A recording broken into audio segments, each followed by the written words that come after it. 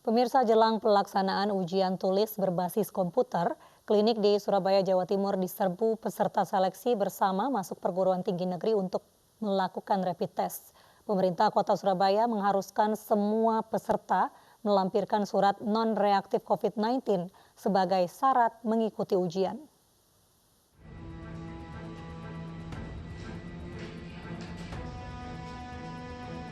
Salah satu klinik laboratorium di Surabaya, Jawa Timur diserbu peserta ujian tulis berbasis komputer seleksi bersama masuk perguruan tinggi negeri. Mereka mendaftarkan diri menjalani rapid test sebagai syarat mengikuti SBMPTN yang akan mulai digelar pada 5 Juli. Calon mahasiswa ini terpaksa menjalani rapid test sebagai syarat pendaftaran perguruan tinggi negeri. Calon mahasiswa menyesalkan pengumuman yang mendadak dan mahalnya biaya rapid test. Pihak klinik mengenakan tarif sebesar Rp180.000 sekali tes dengan fasilitas konsultasi COVID-19 dan surat keterangan bebas COVID sebagai syarat mengikuti tes perguruan tinggi negeri. Mas Haji ini melakukan tes rapid untuk apa nih, Mas? Untuk kewajiban UTBK sih. UTBK ya. Daftar kemana ini, Mas? Daftar di UPN. Ujiannya kapan ujiannya? Ujiannya tanggal 5 besok. Kebijakan ini juga dikritik pihak kampus sebagai pelaksana ujian masuk perguruan tinggi. Selain mendadak, surat edaran Wali Kota Surabaya dinilai tidak adil dan meresahkan para peserta UTBK. Saya ini suratnya kemarin sudah mendalam, kena kan ya percuma aja. Artinya sebenarnya perilaku protokol kesehatan itu jauh lebih penting daripada tes itu. Itu dalam pikiran-pikiran kami itulah, dan waktunya juga mendadak yang semacam ini. Ya kita berharap agar ada jalan tengah. Pemkot juga tidak ngotot dengan aturan itu, dan kami coba menerapkan itu dengan baik. Kita terbuka kok, jadi silahkan Anda terapkan, Anda juga tahu. Sebelumnya pada 2 Juli 2020, pemerintah Kota Surabaya mewajibkan peserta ujian masuk perguruan tinggi negeri untuk melampirkan hasil non-reaktif rapid test. Persyaratan surat bebas COVID-19 dituangkan dalam surat rekomendasi Wali Kota terhadap sejumlah pimpinan perguruan tinggi penyelenggara UTBK SBMPTN di Kota Surabaya. Pemerintah Kota Surabaya mewajibkan peserta ujian tulis berbasis komputer SBMPTN melampirkan surat keterangan non-reaktif rapid test yang dikeluarkan selambat-lambatnya 14 hari sebelum mengikuti ujian. Padahal pelaksanaan ujian dimulai tanggal 5 Juli atau 3 hari setelah surat rekomendasi dikeluarkan. Ya, salah satu persyaratan untuk penyelenggaraan UTBK itu adalah bisa menunjukkan hasil rapid test ya, rapid test yang berlaku selama 14 hari. Ini kita mesti harus menggarisbawahi bahwasannya perlu diketahui semua bahwa keselamatan dan kesehatan warga itu adalah hukum tertinggi. Ujian tulis berbasis komputer UTBK akan dilaksanakan pada tanggal 5 Juli. Selain Universitas Erlangga, sejumlah perguruan tinggi yang didapuk menjadi tempat pelaksanaan UTBK adalah Universitas Muhammadiyah Surabaya, Universitas 17 Agustus 1945 Surabaya, dan UPN Surabaya serta Stiesia Surabaya. Tim Liputan iNews melaporkan. Tidak hanya di Surabaya, pemirsa, calon mahasiswa yang akan mengikuti SBMPTN di Universitas Haluoleo Kendari, Sulawesi Tenggara harus mengikuti rapid test. Surat keterangan bebas COVID-19 atau rapid test merupakan salah satu syarat calon mahasiswa untuk bisa mengikuti SBMPTN.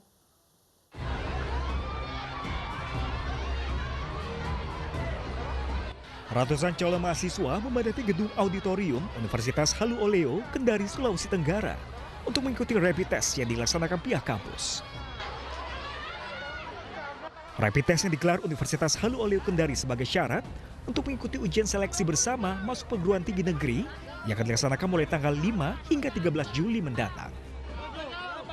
Sayangnya, pelaksanaan rapid test ini tanpa memperhatikan jaga jarak sehingga mahasiswa saling berdesakan. Ikut tes rapid, salah satu persyaratan untuk masuk perguruan tinggi. Berdesakan. Banyak orangnya? Banyak, ribuan. Lantaran jumlah calon mahasiswa terlalu banyak, membuat petugas kewalahan. Tidak jarang, imbauan petugas juga tidak diindahkan calon mahasiswa. Padahal pihak kampus telah memberikan pemahaman untuk memperhatikan protokol kesehatan seperti jaga jarak untuk memutus mata rantai COVID-19. Ya, tolong sampai ada semua. Kita ini kan sekarang lagi ada COVID. Tolong kita jaga jarak. Kita mengaturnya juga sulit karena memang ini mengatur ribuan manusia ini hanya kami utamakan harus menggunakan protokol kesehatan. Hanya persoalan jarak ini, makanya kalau kami lagi atur ini, jadi semua harus pakai masker. Namun, bagi calon mahasiswa yang tidak memakai masker, pihak kampus tidak akan mengizinkan masuk untuk mengikuti tes. Rapid test akan digelar hingga beberapa hari ke depan, hingga semua calon mahasiswa telah menjalani pemeriksaan. Dari Kendari, Sulawesi Tenggara, Ebriono Tameng, iNews melaporkan. Ratusan santri dari Kabupaten dan Kota Mojokerto, Jawa Timur diberangkatkan ke Pondok Pesantren Lirboyo, Kediri, Jawa Timur. Tiba di pesantren, para santri akan menjalani karantina selama 14 hari.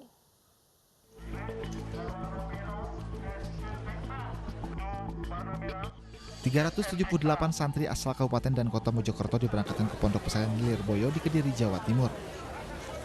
Sebelum berangkat, para santri diperiksa kondisi kesehatannya. Mulai dari pengukuran suhu tubuh dan pemeriksaan lain yang dilakukan tim medis dari relawan Nahdlatul Ulama Kabupaten Mojokerto. Para santri juga diwajibkan membawa surat sehat dari puskesmas setempat dan wajib menggunakan masker serta membawa hand sanitizer. Bermacam-macam yang telah disiapkan. Apa itu diantaranya? Diantaranya hand sanitizer, masker, terus minuman, surat sehat, surat keterangan sehat dari puskesmas, sama surat isolasi. Mungkin di Lirboyo itu sudah bersih ya? Disiapkan, kan sudah ada kunjungan dari Bapak Gubernur, Ibu Gubernur dan sebagainya. Pak, nanti di sana katanya diisolasi, masih diisolasi Pak? Isolasi 14 hari. Tiba di pondok pesantren, nantinya para santri akan menjalani karantina selama 14 hari. Hal tersebut dilakukan untuk mencegah penyebaran COVID-19. Dari Kabupaten Mojokerto, Jawa Timur, Solahuddin, iNews melaporkan. Warga negara Suriah yang menggelar yoga massal di masa pandemi COVID-19 akhirnya dideportasi pihak imigrasi Denpasar, Bali. Sebelumnya pada 18 Juni lalu, WNA itu menyelenggarakan yoga massal dengan jumlah peserta lebih dari 60 orang tanpa menerapkan protokol kesehatan.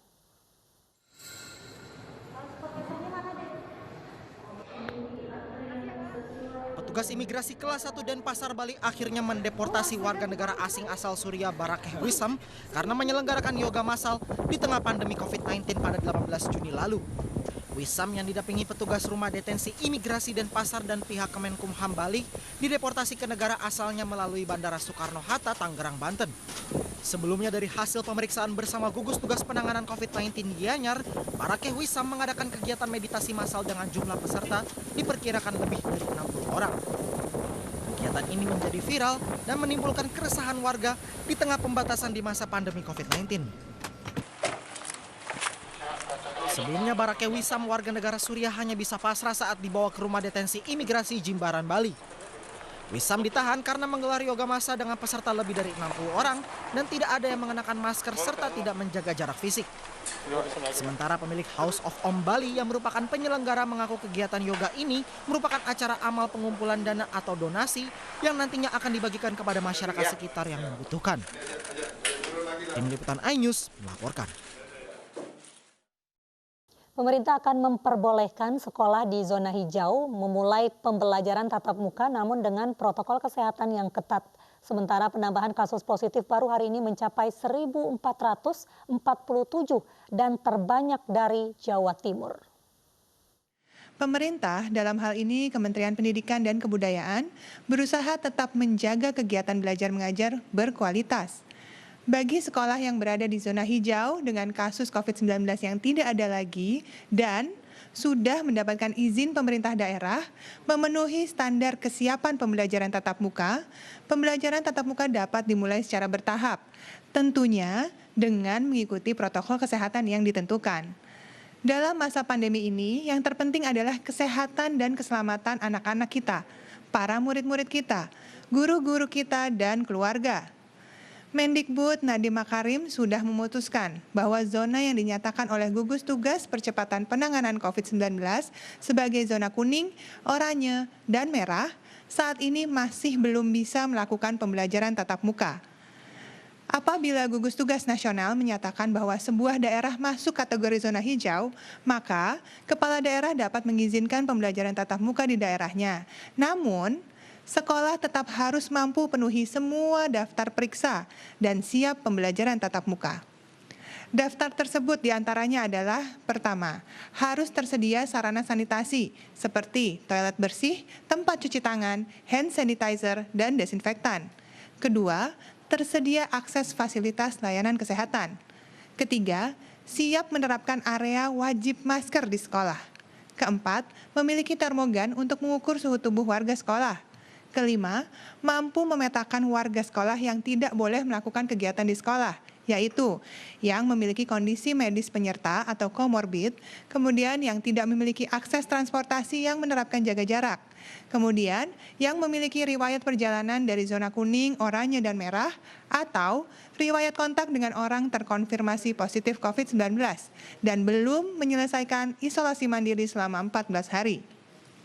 Keenam, membuat kesepakatan bersama komite sekolah untuk memulai pembelajaran tatap muka. Dan tentunya, orang tua harus menyetujui pembelajaran tatap muka jika semua sudah sepakat, maka baru bisa dimulai. Orang tua atau wali murid harus memeriksa kesiapan kesehatan anak-anak. Pastikan mereka bisa mengikuti pembelajaran tatap muka di sekolah. Jangan memaksa. Pastikan siap secara fisik, mental, lahir, dan batin. Ketua Gugus Tugas Legend Doni Monardo berkomitmen untuk membuka kembali sekolah, memulai kegiatan tatap muka, namun di tempat yang paling aman, yaitu zona hijau tadi, yang artinya, sekali lagi, tidak ditemukan kasus positif baru di daerah tersebut, dan penyebaran COVID-19 terkendali dengan baik. Pembelajaran dalam jaringan atau online sebenarnya tidak bisa menggantikan kegiatan tatap muka. Menurut para pakar pendidikan, sebenarnya kembali bersekolah tatap muka itu penting, karena sekolah tidak hanya sebagai tempat anak kita belajar, tapi juga tempat di mana mereka ikut serta dalam program gizi berimbang, seperti pemberian makanan tambahan anak sekolah, dan tentunya dalam program. Data ini kita himpun dalam satu sistem yang kita sebut dengan all record. Data inilah yang kemudian nanti akan kita verifikasi ulang, dan kemudian kita koordinasikan dengan daerah terkait dengan ketepatannya. Hari ini spesimen yang telah diperiksa sebanyak 22.992 spesimen, sehingga total yang sudah kita lakukan pemeriksaan sebanyak 894.428 spesimen. Dari hasil pemeriksaan tersebut kita dapatkan jumlah kasus konfirmasi positif baru sebanyak 1.447, sehingga total positif sekarang menjadi 62.142. Kalau kita lihat sebaran dari kasus positif yang kita dapatkan, maka kita lihat bahwa Provinsi Jawa Timur hari ini masih melaporkan cukup tinggi sebanyak 413 kasus baru dengan 100 sembuh. Kemudian DKI Jakarta 223 kasus baru dengan 268 sembuh. Sulawesi Selatan 195 kasus baru dengan 41 sembuh. Jawa Tengah 110 kasus baru dengan 50 sembuh. Dan Bali 91 kasus baru 24 sembuh. Ada 20 provinsi yang hari ini melaporkan penambahan kasus kurang dari 10. Bahkan ada 6 provinsi yang hari ini melaporkan tidak ada penambahan kasus sama sekali. Bahkan beberapa provinsi melaporkan kasus sembuh lebih banyak dibanding dengan kasus baru yang dilaporkan. Saudara-saudara, penambahan 1.447 kasus baru ini tidak dimaknai bahwa seluruhnya masuk ke rumah sakit. Karena sebagian besar kasus ini didapatkan dari hasil kontak tracing terhadap kasus positif yang kita rawat dan kita temukan. Kemudian kita lakukan pemeriksaan spesimen secara lebih masif. Kita bisa melihat bahwa sampai dengan hari ini tingkat penggunaan tempat tidur di rumah sakit untuk penderita COVID-19 ini hanya terisi 53,50%. Artinya kita kurang lebih masih punya separuh kapasitas tempat tidur lain yang belum